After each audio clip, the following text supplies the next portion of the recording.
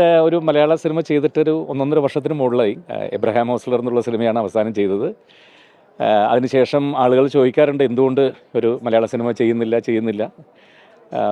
മറ്റൊന്നും കൊണ്ടല്ല, ഒരു മനസ്സിന് 100% തൃപ്തി തരുന്ന ഒരു നല്ല സ്ക്രിപ്റ്റ് വരാത്തതുകൊണ്ട് മാത്രം തന്നെയാണ്. അപ്പോൾ ആ ഇടവേളകളിൽ മറ്റ് കന്നഡ, തമിഴ്, തെലുങ്ക് മുതലായ മറ്റു ഭാഷകളിൽ നിന്ന് അപ്രധാനമല്ലാത്ത എന്നാൽ നായകതുല്യമല്ലാത്ത വേഷങ്ങളുള്ള ഒരുപാട് ഓഫറുകളുണ്ടായിരുന്നു. അപ്പോൾ അത് ചെയ്തുകൊണ്ടിരുന്നു. കാരണം ഒരു നല്ല സിനിമയ്ക്ക് വേണ്ടിയിട്ടുള്ളൊരു കാത്തിരിപ്പിന് വേണ്ടിയിട്ടായിരുന്നു അത്. അങ്ങനെയാണ് ജൂഡ് ആൻ്റണി വളരെ മനോഹരമായിട്ടുള്ള ഈ തിരക്കഥയുമായിട്ട് എത്തുന്നത്. അച്ഛനും മകനും ഞങ്ങൾ രണ്ടുപേരും കൂടി ചെയ്താൽ അത്ര ഗംഭീരമാവും എന്ന് അദ്ദേഹം പറഞ്ഞു. ഫുൾ സ്ക്രിപ്റ്റ് വായിച്ച് കേട്ട ശേഷം അത്രയുമധികം വളരെ സന്തോഷം തോന്നിയ ഒരു നിമിഷമായിരുന്നു അത്. അതാണ് ശരിക്കും ഗോകുലം പോലത്തെ നല്ലൊരു ബാനറിൽ ആ സിനിമ ചെയ്യാൻ കഴിയുന്നത്. വളരെ വളരെ സന്തോഷം. കണ്ണനും കാളിദാസും മലയാളത്തിലേക്ക് ഈ ഓഫറുകൾ വരുന്നുണ്ട്, പക്ഷെ ഒരു ഹെൽത്തി ആയിട്ടുള്ള ഓഫർ വരുന്നില്ല. അപ്പോൾ കണ്ണനും അത് തന്നെ പറഞ്ഞിരുന്നത്, അങ്ങനെ ഒന്ന് വന്നാൽ മാത്രം ചെയ്യാം, അല്ലെങ്കിൽ കുഴപ്പമില്ലെന്ന് പറഞ്ഞപ്പോൾ കാളി ഇപ്പോൾ ചെയ്തുകൊണ്ടിരിക്കുന്നത് തെലുങ്കിൽ ഒരു വലിയ സിനിമയാണ്, ബിഗ് ബഡ്ജറ്റ് സിനിമയാണ്. അതിൻ്റെ പേര് മഹാകാളി എന്നാണ്.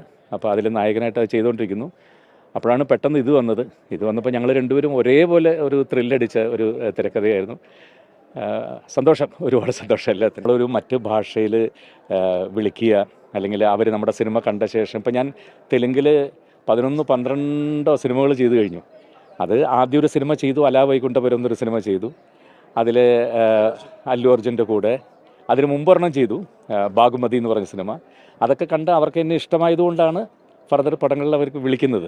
അപ്പോൾ തീർച്ചയായിട്ടും അത് എന്നെ സംബന്ധിച്ചിടത്തോളം ഞാൻ വലിയ ക്രെഡിറ്റായിട്ടാണ് കാണുക. അപ്പോൾ അതേപോലെ തന്നെയാണ് കന്നഡത്തിൽ അവിടുത്തെ ഏറ്റവും വലിയ ശിവരാജ് കുമാറിൻ്റെ കൂടെ ഒരു സിനിമ ആദ്യം ചെയ്യാൻ കഴിഞ്ഞു. ഇപ്പോൾ വീണ്ടും ഞാനും ശിവരാജ് കുമാറും അടുത്ത സിനിമ ഇപ്പോൾ ചെയ്യാൻ പോകുന്നു.